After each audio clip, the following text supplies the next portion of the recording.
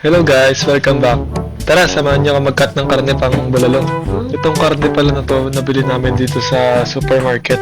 Isolongga ang pangalan ng supermarket. So, ayan, makikita nyo, ganyan kalaki ang cut ko ng pambulalo.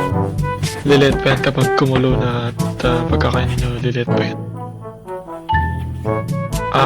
Laki. Kita nyo naman, ang sarap niyan.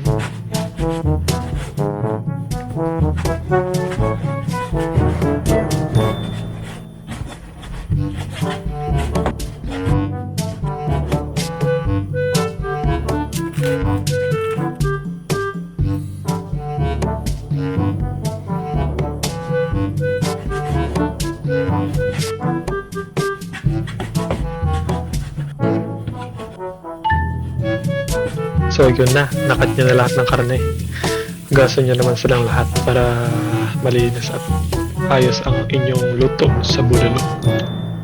Thank you guys for watching. See you guys in the next video. God bless, goodbye, peace out.